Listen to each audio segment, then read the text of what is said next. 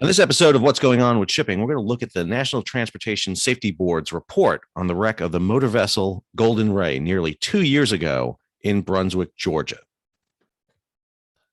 I'm your host, Sal Mercogliano, an associate professor of history at Campbell University, former merchant mariner, and an adjunct instructor of maritime industry policy at the U.S. Merchant Marine Academy.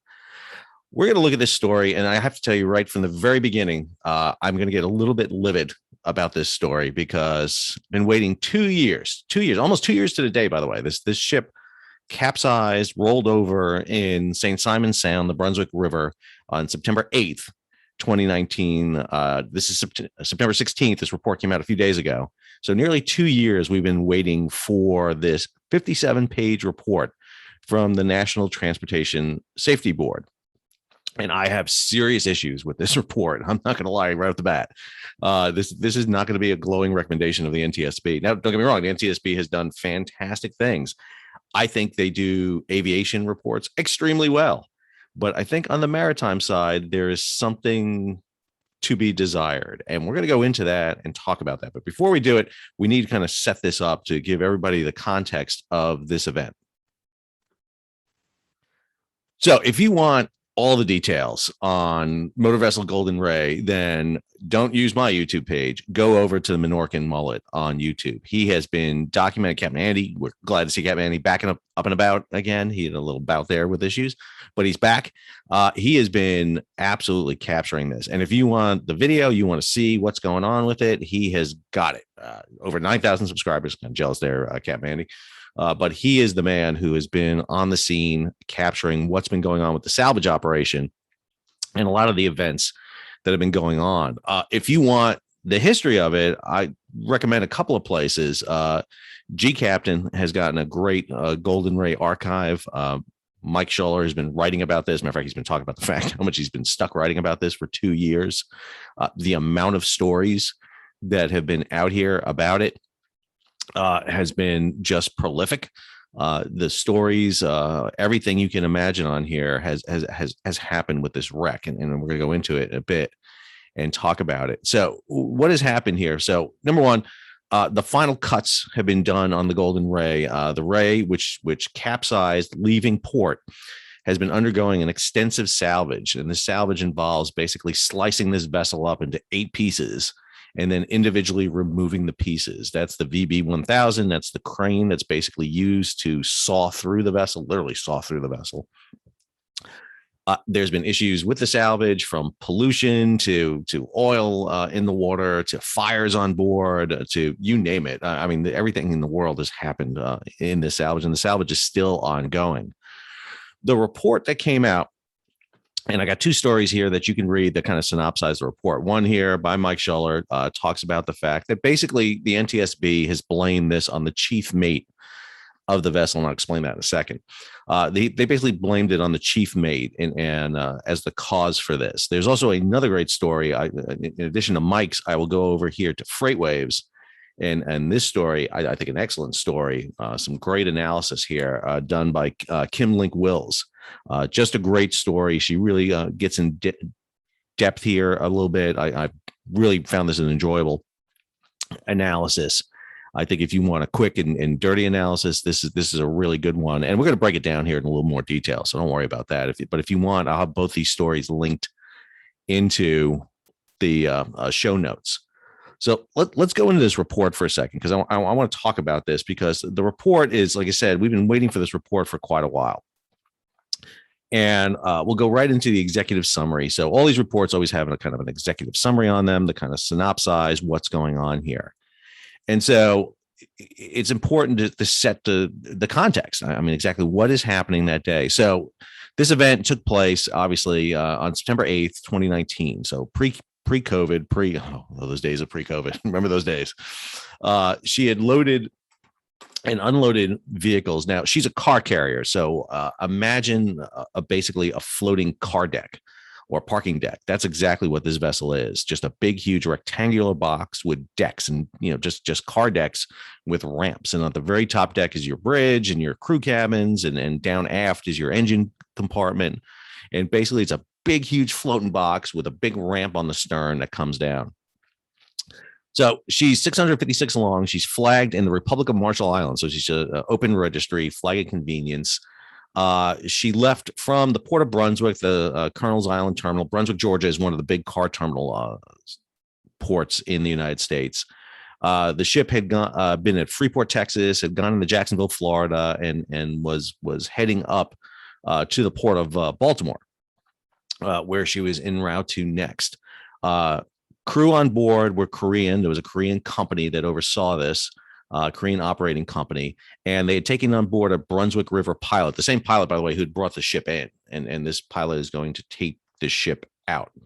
And pilots are caddies. They provide expertise on the waters and navigation systems.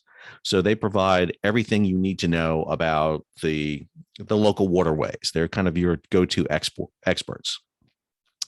And as the ship was departing and the pilot gave a rudder order, and I'll show you exactly the track she was on, the vessel began to heel over at a alarming amount. The pilot tried to correct that, but there was no correcting it. The pilot access was open, so water started to flood in, but she heeled over to a point where she was 60 degrees over. She started taking water in through her basically ventilation system. Some watertight doors had not been shut, and eventually the vessel was lost. She sank. Fortunately, they were able to get her out of the channel so she didn't block the channel going into Brunswick. 19 of the 23 crew members, along with the pilot, were immediately rescued. 4 crew members were trapped down in the vessel, but they were eventually freed. And you see here, total cost for the loss of the vessel was estimated at $62.5 million. Total cost for the loss of the cargo was $142 million. At no point in this report will you find out how much it cost for the salvage. Right now, I think in that Freightways report, they have an estimated cost of the salvage at $250 million. I think that is a lowball estimate. I think the amount of pollution and charges that are going to be against this company and against the ship is going to go well beyond that. Let's look at the probable cause. This is the probable cause the NTSB has come up with. The NTSB determines the probable cause of the capsizing of the Golden Ray was the chief officer's error entering ballast quantities into the stability calculation program, which led to its incorrect determination of the vessel's stability and resulted in the Golden Ray having an insufficient righting arm. I will explain all this to counteract the forces developed during a turn while transiting outbound from the port of Brunswick through St. Simon Sounds. Contributing to the accident was G Marine Services Companies Limited, that's the operating company, lack of effective procedures in their safety management system for verifying stability calculations. So what they identified, and they go on here to sit there and talk about, is number one, there was improper calculating of the vessel stability. So stability means that when a ship leans to one side or another, whether due to weather or turns in a channel, that it has enough buoyancy and what's called a righting arm to right itself. It's basically not going to heel over like anything else. Just, take an object on your desk or table, and if you lean it over, it'll pop back up. But if there's a certain point when if you go just past that, it's going to fall over. And that's the same thing with ships. If you go past that point, you're going to roll over. And one of the things that the responsibility on a ship, the chief responsibility for determining stability is the chief mate. The chief mate is the first mate of the vessel. There's a captain, first mate, second mate, third mate. The chief mate, the first mate, is basically the cargo officer, and he should work along with the engineers and advising the master, the captain, on stability of the vessel. And what NTSB has identified is the chief mate is the culprit here in this situation. They actually basically point directly to him. They also talk about the lack of company oversight for calculating vessel stability here. So we got a couple of things going on here. The ship had what's called a low-com stability calculation program. It's basically a computer. They have a computer system that basically does this. And they go in here to talk about the company's safety management system outlined the chief officer's duty, including vessel stability calculations, but did not provide any instruction on how to use or require competency on the technology, on the low-com computer. Since the company did not provide training on how to use the computer, they had no means to ensure the chief officer was capable of performing his duty to accurately determine the ship's stability. After the accident, G Marine Services implemented several procedures to improve safety and reduce the likelihood of another similar accident. All right, this guy had been chief mate for 6 months. So it's not like this guy had just gotten on board, and he had been a seasoned mariner doing this for quite a long time. So NTSB is basically saying, well, this guy didn't know how to use the technology, and therefore that's one of the things that contributed to this, although there are others, as you'll see. Talks about the lack of company oversight for calculating vessel stability. The chief officer was the only crew member responsible for calculating the stability of the vessel. Once the chief had calculated the vessel's stability, he reported the vessel's final metacentric height, the GM of the vessel. This is what's called metacentric height. Is important. A vessel is supposed to have a set metacentric height, basically not fall below it. On this vessel, it's supposed to be 8.3 feet.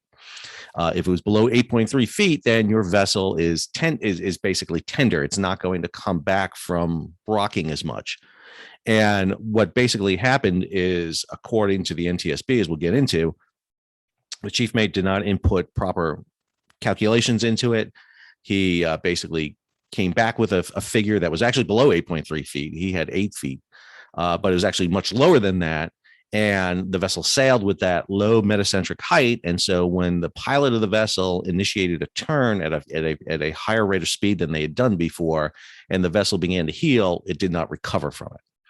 But it goes on to here, the lack of company oversight for calculating vessel stability. Basically, there was no oversight by the company. So let's go into the findings.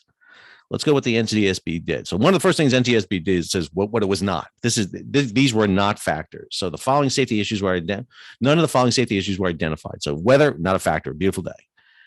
A transfer of ballast or fuel. She was not in the process of transferring fuel or ballast at the time. No propulsion steering system issues. The cargo did not move, did not shift. There were no obstructions in the channel that caused the vessel to ground, and there was no cargo hold fire. There was an initial report of a fire, but the fire started later. They go on to say the Golden Ray capsized because it did not possess enough riding energy to counter the port heeling moment created during the attempted execution of the 68-degree starboard turn. And so the 68-degree turn is referring to the turn of the vessel. It was going 68 degrees off course. It was off its main course. It was turning into the channel, heading eastward, heading out of St. Simon's. And when she made that turn, which is the biggest turn in the harbor, as I'll show you, that's when the vessel experienced the heeling motion. At departure from the Colonel's Island Terminal, the Golden Ray did not meet international stability standards and possess less stability than the chief officer calculated. That's going to be key coming in. The chief officer made errors with the ballast tank level data entry into the shipboard stability calculation system, which led to the incorrect determination of the vessel's stability. All right. LoadCom and most vessels, this vessel was built in 2017. This accident happens in 2019. 2-year-old vessel. For some reason that is never explained in this NTSB report, the chief mate of the vessel is manually entering ballast data into this machine. This computer reads ballast data. All you got to do is turn the system on, and it's going to read the ballast data. You don't have to. This is not an old system where you have to go sound the ballast tanks. There's an electronic panel that gives you all the ballast data. And for some reason that is never explained in this report, the chief mate of this vessel is deciding to take the data off a computer screen and input it into a separate computer. When all he has to do is flip a button, literally, and that data is loaded directly into the computer, and there's no need for calculation. And not once in this report do they explain why this guy was doing this. She also mentioned that this chief mate was never interviewed by the NTSB. When the NTSB did their hearings, this guy would never report it. He never testified during this. And how they did not get him to testify or get a statement from him before they let him leave the country after the wreck, I don't know. I have looked at the NTSB records. I've looked at the testimonies. I've watched the testimonies, even though the quality of that testimony was terrible. The video was just, I don't know who was filming this in 2019, but the audio and the filming was absolutely just ridiculous to try to watch it and see it. But that's a whole other issue.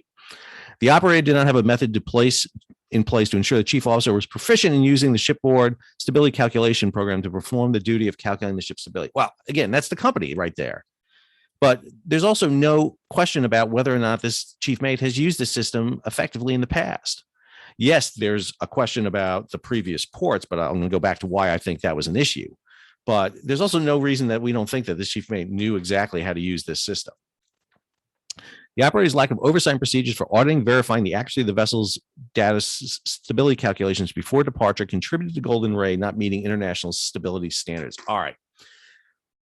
Every movie, every person in the world loves to talk about the fact that vessels are these high-tech things that can be hacked and hijacked and all these things. This system is air gapped from being transmitted. There's no reason this system should not be uplinking its data to a company, and they had a company that does their stability for them. A lot of these companies, a lot of shipping firms have companies, engineering firms that do stability calculations for them. They don't do it themselves. They hire someone. Why this ballast system is not linked in and uplinking data, or the LoadCom computer is not uplinking data directly, is I don't know. All right, I do know why. It's money. It's cost. They don't want to do it because it's cost, and they don't like the idea of somebody looking over their shoulder. That's exactly what it is. After the Golden Ray healed, open watertight doors in deck 5 allowed flooding into the vessel and blocked the primary egress from the engine room. Yeah, they had some watertight doors open, and they also left the pilot door unattended, which is just ridiculous. And the fact they didn't shut the watertight doors electronically from the bridge, I have no idea why. And then here's the recommendations. Revise your safety management procedure, a system to establish procedures for verifying stability calculations, implement audit procedures to ensure your vessels meet stability requirements before leaving port. Revise your safety management system audit process to verify crew adherence to the arrival departure checklist regarding the closure of watertight doors. This does nothing to prevent this from happening again. Can I be clear? This comment here, revise your safety management system to establish procedures for verifying stability calculations and implement audit procedures. The issue at play here is the chief mate failed to correctly input the data into the LoadCom computer, which means a couple of things. Number one, the chief mate is incompetent and can't take numbers from one source and put it to another. Or number two, he intentionally did this. And if he intentionally did this, if he intentionally inputted wrong data into the computer, the question is, why? Why would he do that? Why would he intentionally do that? And that's what we're going to talk about right now. So NTSB reports are great because there's a lot of background information in them. I think they do a fantastic job with that. I mean, most of this report is actually background information, but here's the track line of the vessel coming out. And what you see is the ship, number one, leaving the berth. So she leaves the berth. She gets underway. She comes down Turtle River, down the lower range here, heading out into the Brunswick River. And she's going to make a series of turns. You're going to see her make a series of turns. And as she makes these turns, she's increasing speed too as she does it. The pilot never uses more than 20 degrees rudder, which is a fairly standard rudder command. That's not too much, too little. It's fairly standard. 15, 20 degrees, fairly standard. But when he gave that final rudder command to get himself into the main channel heading out, that's when the vessel experienced the roll. That's when the vessel heeled over to one side, to the port side, and never recovered from it. And the reason it didn't encounter it earlier is the vessel wasn't going as fast. The vessel was not going as fast. And the reason the vessel didn't encounter it coming in, she was slower coming in. So she was slowing down coming in. It's only when she makes this final turn here, heading out to sea, she's speeding up at that point. You start to put a little speed on her. She reaches that point. Prior to this, she came back from those turns. She'd done a series of turns. He'd used 20 degrees rudder previously, but again, at slower speed. And he's able to come back. And matter of fact, at the same time he's heading out, the Emerald Ace is inbound, and he reports that he's going over and to send help, because the vessel is going to experience this catastrophic roll as it's in the channel. This is an image of the vessel leaving, and you see right down here at the lower spot here with circled, that is the pilot access area. That's an open hatch that allows the pilot to get on board the vessel. Lots of ships previously, the pilot had to climb up the side of the vessel. And if you've never climbed up the side of a vessel, let me be clear, this is harrowing. It's not something that most people like to do. So many ships have what they call a pilot access station. It's low. It allows a pilot boat to come on, minimal climb to get on board. You can get right in. So it's low to the water. Now, the problem with this thing is the ship left this door open during the sea voyage. They left it open, and more importantly, unattended. So when the vessel encountered the heeling motion, when she rolled to port, she rolled onto that open door, and it just flooded the vessel. The other areas you're seeing here with lights, those are the mooring stations. But this in particularly started the flooding of the vessel. And had that door been shut, there may have been a potential for the vessel not to have flooded as quickly. I'm not sure you would have saved the vessel, but she still was probably heading over. But this definitely contributed to the vessel going over and eventually sinking.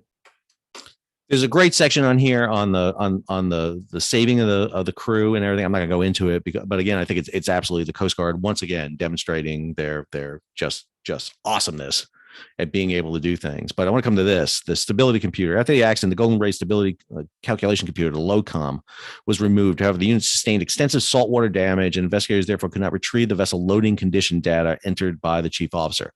So they do not have the information from the LOCOM computer. They actually get a version of it from a sister ship and use it. They, of course, get the vessel data recorder. They get all those instruments from the track line of the vessel. There, they get the integrated monitoring, alarm, and control system information. So they have the data from the bridge, the recordings, and everything. They have all that information available to them. They just don't have the material that was inputted into the LOCOM. This is the vessel, and I said to you before, it's just a huge, massive parking deck. It's literally, the engine room is down low there, aft. You can see it right there. And you can see just the number of decks that are on this vessel. I mean, it's just, again, imagine the biggest parking deck you've ever had, from deck 1 over to deck 13. You've got the ramp on the stern here, and then inside you've got a series of ramps, up and down ramps to go into it. And the problem you have, I got to be clear, is once she starts flooding, that's it. She's gone. She's got almost no watertight integrity once that water starts coming in. Accommodations, all the crew lives on the very top decks right there, bridge up forward. I mean, they're massive vessels. Now at the bottom of the vessel here are a series of ballast tanks, 22 ballast tanks, 18 water ballast tanks, a 4 peak tank, and 3 aft peak tanks.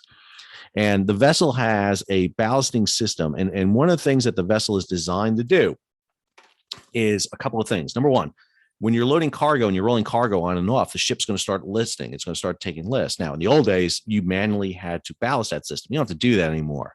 You basically turn on an automated ballasting system. The ship will automatically maintain its stability. It'll stay level, fore and aft, port and starboard. And you can modify it. You can set in parameters into this and do it. The other reason you have that ballast system in there is to get the ship down to its certain draft line, its marks. As you offload cargo, the vessel comes out of the water. As you load cargo, the vessel goes deeper in the water. And what you do is you use ballast to make sure you're at the ideal marks. Now, sometimes, and this is what happened with this vessel coming into Jacksonville, Florida, the port prior to this, it had to offload ballast because of the draft. It had to come up out of the water a bit because it was too deep in the water. When you come up out of the water, you change your metacentric height. You become less tender. You flop to side. You don't have the stability. Deeper you are in the water, the stiffer the vessel is. The vessel is much more stable in the water. It also rocks like crazy. It's a really severe motion. So what you want to get is the butter zone. You want to get right in that motion where the ship is just perfectly trimmed in ballast. And that is the job of the chief mate. Now, the question that is never asked here, and again, I don't know why we're not asking the question in here, is the issue about the chief mate and ballasting this vessel. This is the watertight door control. This is located on the bridge of the vessel. It shows you what watertight doors are open or closed, green or red. It shows you which watertight doors are open. You have the ability to seal part of the vessel up. And usually on every ship I've ever been on, you can throw these switches from the bridge and you'll automatically shut the watertight doors. You will automatically seal watertight doors. Now, there are manual doors that you don't have control over, have to be sealed. But on most vessels, the main watertight doors to ensure the watertight integrity of compartments can all be thrown from the bridge. And so there's a question about that, those 2 open watertight hatches, why they were left open and why they were not sealed. So here you get the personnel data. The master had newly been on board. He'd only been on board 11 days. He got on board in Freeport, Texas, but he'd been a master since 1995, although he had never worked on a vessel similar to Golden Ray or Silver Ray, their sister ships. But he'd been on vehicle carriers. He's been on vehicle carriers since 2016, and he'd worked with this operator since 2017. The chief officer had been sailing for 13 years, chief officer for 10, 6 of them on a vehicle carrier. So there's no reason this guy is not, and I'm pretty sure it's a guy, doesn't have the experience. The pilot on board was well-versed. He'd been working since 1997. He'd held a state pilot's license since 2000. He had an unlimited restriction since January of 2014. And Brunswick is roll-on, roll-off ships. As he says here, probably 95% of their cargo is that. So he had no issue with not being familiar with these vessels. So this section is the one that goes into the details about the cargo. So basically, Golden Ray was coming from Korea through the Panama Canal, and then a series of stops, 2 in Mexico, Freeport, Texas, Jacksonville, Florida. It was actually supposed to go to Brunswick first, then Jacksonville, but it changed because of the hurricane. And then to Baltimore. And they use a contractor, Norton Lilly, to do their load plans. And load plans are basically, it basically plays out where you're going to put the cargo in a vessel. You believe it or not, you don't take cars on and off a vessel without an idea where they're going to go. You're not just going to jam them in there. You basically, vehicles are going to go to assigned spots, and it's very choreographed, how to move cargo on, how to move it off. And so the vessel had been visiting a series of ports. And again, one of the things it talks about here is how these load plans work. The pre-load plan provide the specific location, but not the weight of the vehicles to be loaded. That's an issue right there. Can I be clear? Weights of vehicles are as important. It doesn't matter the vehicle, it matters the weight. The weight is the key thing. Now, the size of the vehicle concerns deck space, but weight, you need the weight for the calculations. And for some reason, there's a discrepancy here between whether or not the chief mate had the weight of the vehicles or did not. The charterer sent the preload plan to the ship's agent and to the vessel for the chief officer to review, determine whether the vessel could accommodate the weight of the cargo. And what a chief mate would do is he'd get his load plan, and you have a simulated computer where, the computer has that ability to simulate, and you type in the load, and boom, here's your calculation. And one of the things it would do is tell you, okay, you're good to go. It literally would say okay, or it would say not okay, in which case you have to adjust stability. And there was actually a series of pre-planned loads that you can go into and say, okay, I'm close to load 17. So what I need to do is put this much ballast in. So that's what the chief mate was supposed to do. Goes on here. In the weeks leading up to Golden Ray's stop in Brunswick, the visit 4 ports: Veracruz, Altamira, Freeport, and Jacksonville. Days before the Golden Ray arrived at each port, the charterer sent the chief officer a preload plan specific to the upcoming port. Once the chief officer received the preload plan, he reviewed it, used the weights and locations to determine whether it's good. According to company procedures, if the chief mate did not believe that the vessel could safely accommodate the cargo and meet required safety stability, he would coordinate with the charterer to determine how to adjust the preload plan. Usually, what he doesn't adjust that preload plan too much. I got to tell you, what he adjusts is the ballast. You adjust ballast. Now, you may have to move cargo. You may have to sit there and say, no, we're not putting that on deck 12. We're going to put it on deck 10 because I got room on deck 10, and that's lower, and that's better for the stability. This chief officer did not object to any of the pre-plans. And after loading operations were completed port, Norton Lilly emailed a final load plan to the charterer, who in turn emailed it to the vessel, typically within 12 hours after the vessel departed. So the vessel does not get the final load plan until they leave, which this ship, by the way, received its final load plan when it was turned over in Brunswick, Georgia, on the side. Too late. During the voyage to Brunswick, the charterer emailed the preload plan to Golden Ray, the master chief officer, about 30 hours before the vessel was to arrive. The vessel was going to do the following. The preload plan specified the combination of 265 Kia Forte and Hyundai Accent vehicles from decks 11 and 12 were to be offloaded. Those are high decks. The higher the number, the higher the deck. And 362 Kia Telluride sport utility vehicles were to be loaded in decks 5, 11, and 12. So they're actually going to put weight onto this vessel. They're actually going to be heavier leaving than they were going out. Putting vehicles up high, and you're putting more down low, which is good. That's exactly what you want. You want to get the vehicles down low. And you can see right here where the vehicles were going on these decks, right here on the preload plan. Again, deck 5, really low. It's actually on the ramp deck. 11 and 12 is up high.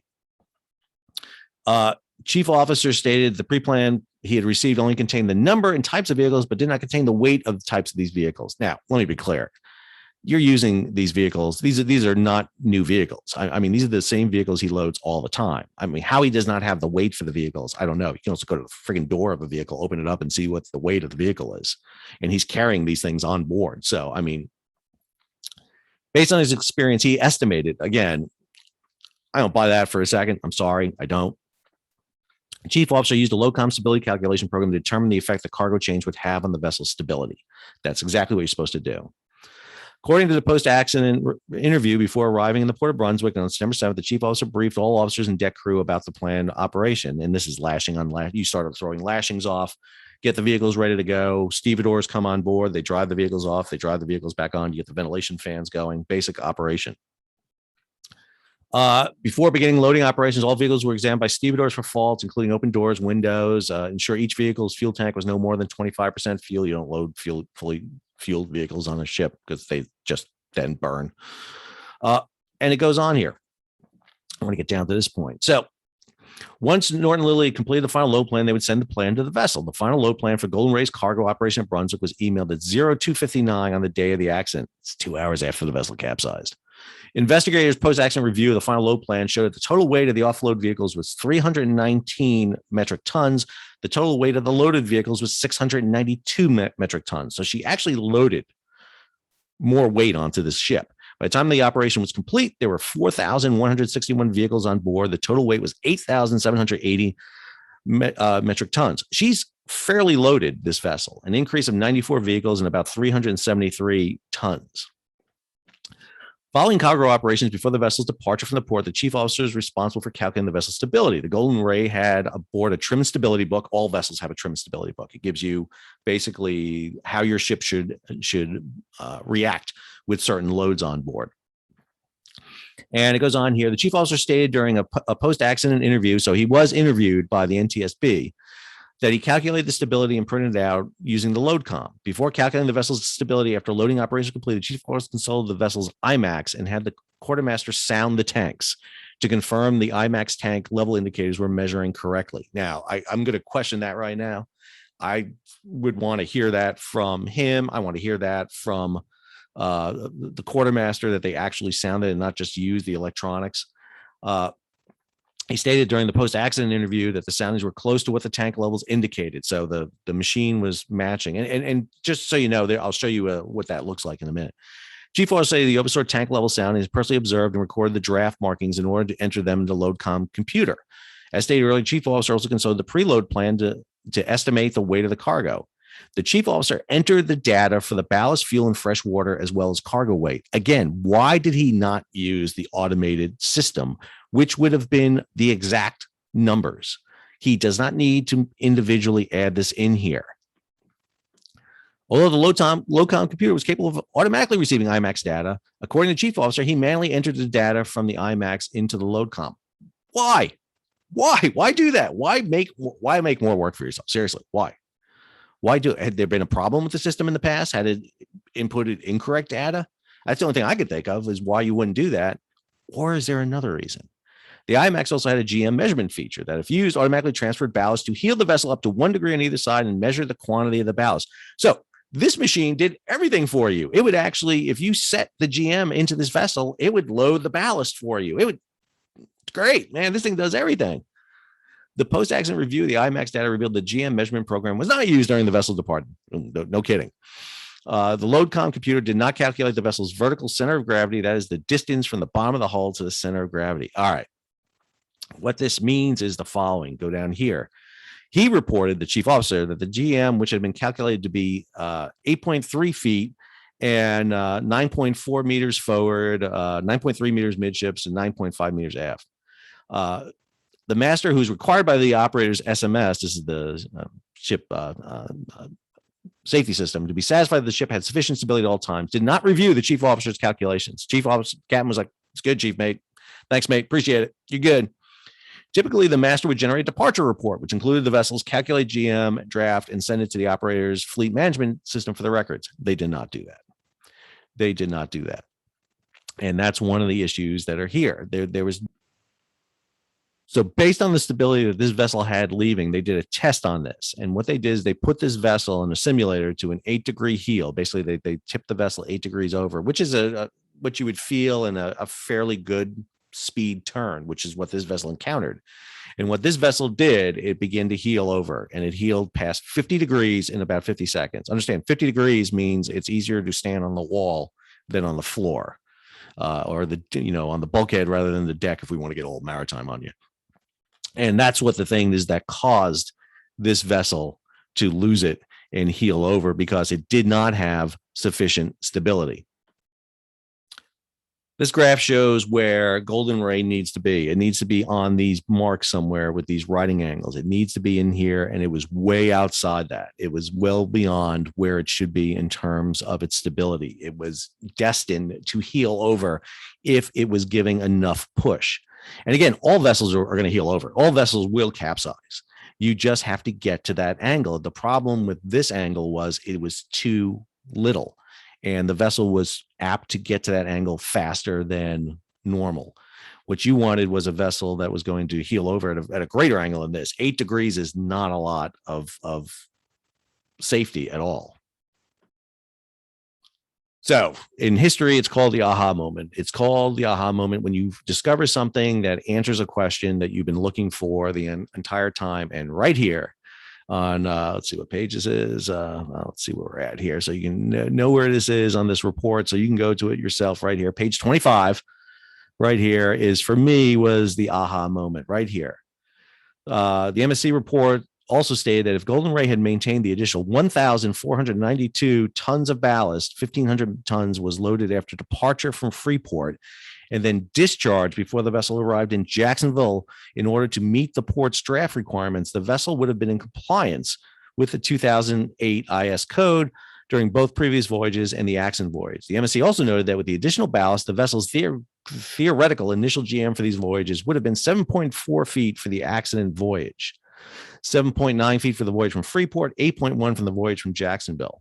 For comparison, and it goes back to it, 5.8 for the accident voyage, 6 feet for the voyage from Freeport, 6.3 feet for Jacksonville. This vessel took off 1,500 tons of ballast to get into Jacksonville.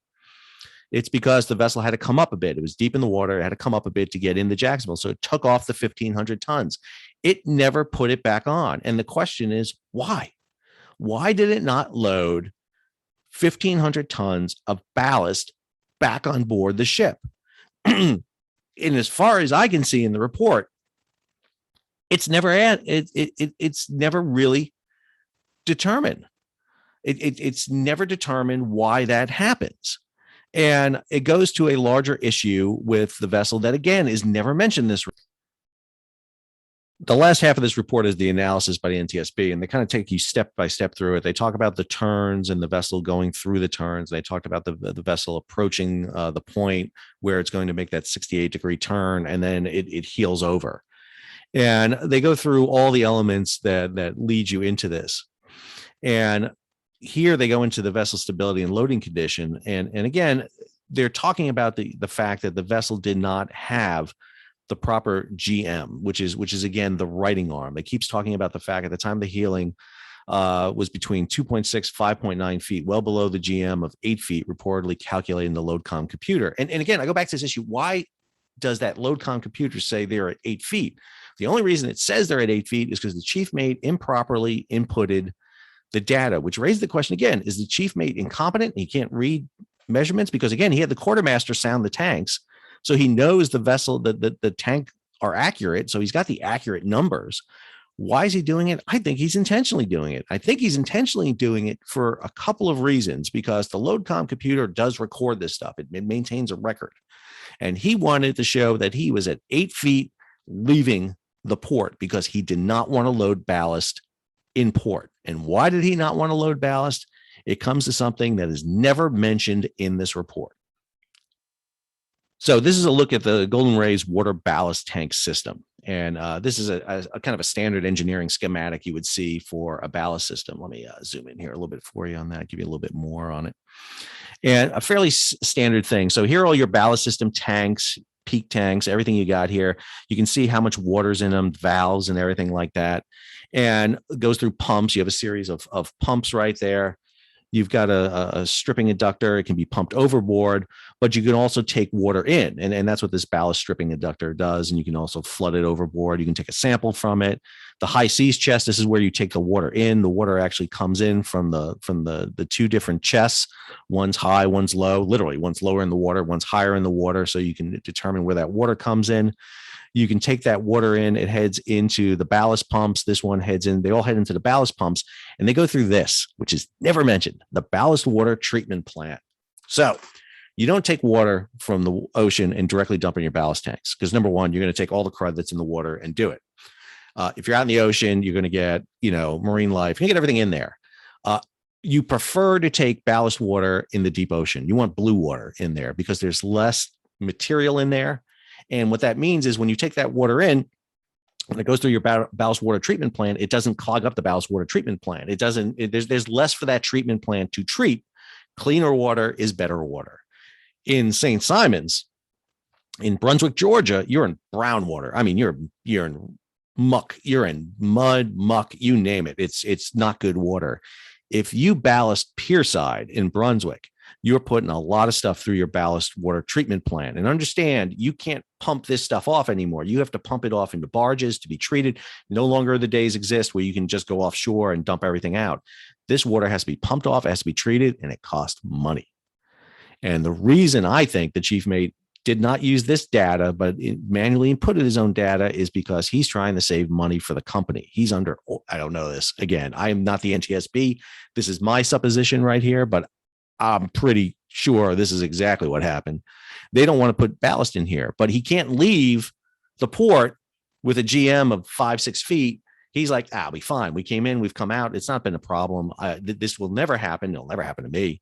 So what I'll do is this is what I'm going to go to. But as soon as we hit the blue water, I'm going to ballast down now and get my draft back down and finish it, because the least amount of times I got to run water through the ballast water treatment plant, the better I am for the company, and the company will like me better. I'm running lower cost, more efficient. Every chief mate wants to be a captain. I mean, that's what they're doing right here. That, I think, is the culprit in this story. And yet nowhere do they talk about the ballast water treatment plant. They don't. They talk about ballast water, but they never talk about the ballast water treatment plant. And what this all led to was the vessel losing its stability. So NTSB includes a series of appendix on that, which are great. And one of the things they have in here is this issue of stability, really explaining stability. So, on a ship, there's 2 points. There's the center of gravity of the ship and the center of buoyancy. Center of gravity is literally that. You take all the mass, all the weight of the vessel, and somewhere in it is that little point that if you balance everything on it, the ship will balance perfectly. That's the center of gravity. Center of buoyancy is that upward force. And so you have a downward upward force. The downward force wants to sink the vessel. The upward force wants to keep it afloat. And as long as they're pushing against each other, you're good. You're good. You basically stay. And one of the things, went too far there, sorry. One of the things you have right here is when the vessel remains upright. When the vessel is tipped, one of the things you want is that buoyancy and gravity kind of acting against each other. Buoyancy is pushing up, gravity is pushing down. And as the vessel heels, you'll see the buoyancy here is that center of buoyancy shifts and the center of gravity remains the same. Buoyancy shifts, gravity never moves. It's always the center of gravity is fixed on a vessel. You can change it by adding weight, stability, ballast, load, whatever, but that's fixed. And buoyancy will move. Now, as a vessel rocks and rolls, the center of buoyancy changes because the vessel hull form is different. It changes. And that's your righting arm. That's the GM they're talking about. This GM was supposed to be 8 feet. You're supposed to have an 8-foot GM on this vessel. What happened on Golden Ray was the exact opposite. It had a very narrow GM. And so that when the vessel heeled to a certain point, gravity is going to be pushing down, buoyancy is going to be pushing up, and it's going to roll the vessel. And that is exactly what happened here. Had more ballast been put in this vessel, this buoyancy would have been over here. It would have been counteracting against the gravity. It would have been pushing back. You would have had this situation right here where buoyancy and gravity are fighting against each other, trying to keep the vessel upright. But because the vessel never took on the ballast that it needed, and because the chief mate, by mistake, on purpose, whatever reason, calculated the metacentric height of this vessel, you get this vessel rolling over.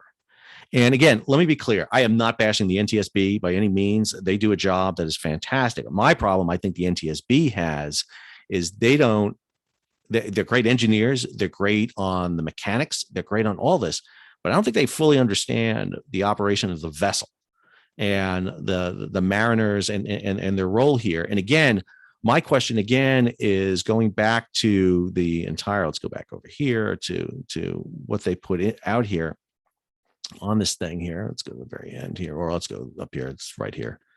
in the executive summary right here, where they basically come up with the safety issues and their recommendations. One of the things they talk about right here is revise your safety management system to establish procedures for verifying stability calculations, implement audit procedures to ensure your vessels meet stability requirements before leaving port. If the LoadCom computer had been live linked to their agency that calculated reports and had the data been live, not manually inputted, they would have caught this. The vessel wouldn't have capsized. It never would have happened. And there needs to address the issue of why that happened. Why did this chief mate? And again, I think they're blaming the chief mate, and I don't think it's the chief mate's fault, to tell you the truth. I believe that there's a lot of fault here. He's one, don't get me wrong. He's responsible, but there's a lot of other faults here. The company, the master, the engineers, everyone. I mean, everyone who is involved in this has a say in this. And why was it that this material was inputted in this way? So we'll see what happens with the NTSB on this and follow up. Unfortunately, this ship is Korean managed, Marshall Island flagged. It's outside really the purview of the United States. There's not much we can do about it. And unfortunately, the people who suffer from this more than anybody else is the citizens in Brunswick, Georgia, who are saddled with this cleanup and this disaster that has befallen them for the past 2 years. And if you don't believe me, it's a disaster. Go to Minorcan Mullet, watch Captain Andy, and just see the events that are happening down there. It is absolutely tragic. I'm telling you, it is terrible. So on this uplifting report, this is Sal signing off. If you enjoyed the video, and there's no way anyone enjoyed this, especially someone from the NTSB, please subscribe to the channel, hit the bell so you'll be alerted about new videos when they come out. Also, be sure to give it a thumbs up.